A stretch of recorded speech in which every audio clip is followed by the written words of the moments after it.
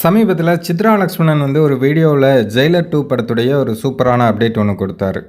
Jailer 2 update அப்படின்னா இது எங்கேயோ கேட்டு யாரோ சொன்ன தகவல் கிடையாது. சித்ரா லக்ஷ்மணனே கண்ணார தலைவர் ரஜினிகாந்த் அவர்களை பார்த்து தலைவரிடமே கேட்ட ஒரு அப்டேட்டை தான் அவர் வந்து ஷேர் பண்ணியிருந்தார். ஜெயிலர் 2 படத்துடைய படப்பிடிப்புகள்லாம் முடிஞ்சிருச்சு, டப்பிங் வேலைகள் போயிட்டுருக்கு. இதில் முக்கியமான விஷயம், தலைவர் ரஜினிகாந்த் அவர்களும் இப்போ ஜெயிலர் 2 படத்துக்கு டப்பிங் ஸ்டார்ட் பண்ணிட்டாங்களாம். சித்ரா லக்ஷ்மணன் வந்து ஒரு டப்பிங் ஸ்டுடியோவுக்கு போயிருக்காரு. அங்கே வந்து தலைவர் ரஜினிகாந்த் அவர்களும் வந்திருக்காங்க.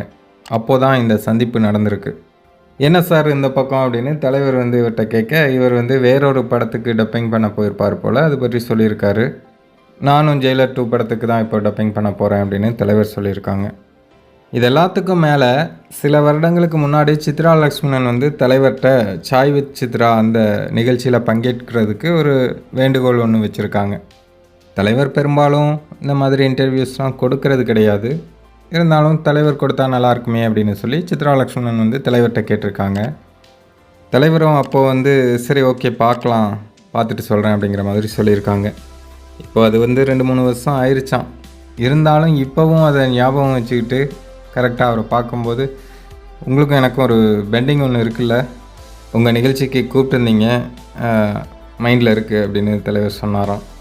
உடனே சித்ரா லக்ஷ்மணன் வந்து, நீங்கள் மனசு வச்சிங்கன்னா எப்போ வேணாலும் பண்ணிடலாம் சார், நிகழ்ச்சியை சொல்லுங்கள் அப்படின்னு சொல்லியிருப்பார் போல். அப்புறம் தலைவரும் அவரோட ஸ்டைல்லையே சிரிச்சிட்டு சரி ஓகே பார்க்கலாம் சொல்கிறேன் அப்படின்னு தலைவர் வந்து கிளம்பி போயிட்டாங்களாம். இதை வந்து சித்ரா லக்ஷ்மணனை ஷேர் பண்ணியிருந்தார். தலைவரோட படத்தை வந்து நம்ம எந்தளவுக்கு நேசிக்கிறோமோ, எந்தளவுக்கு ரசிக்கிறோமோ, அதே போல் தலைவரோட அந்த ஒரு ஸ்பீச்சாக இருக்கட்டும், ஒரு இன்டர்வியூவாக இருக்கட்டும், எல்லாத்தையுமே ரசிகர்கள் வந்து அந்தளவுக்கு ரசிக்கிறாங்க. ரசிகர்களை தாண்டி ஜென்ரல் ஆடியன்ஸுமே தலைவரோட ஸ்பீச்சை அவ்வளோ விரும்பி கேட்குறாங்க. ஏன்னா தலைவர் பேச்சில் ஒரு உண்மை இருக்கும். நமக்கு தெரியாத நிறைய பல விஷயங்களை தலைவர் வந்து அந்த இன்டர்வியூலையோ அல்லது மேடையில் பேசும்போதோ சொல்கிறாங்க. அதனால் அது வந்து எல்லோருக்குமே ரொம்ப பிடிச்சி போகுது.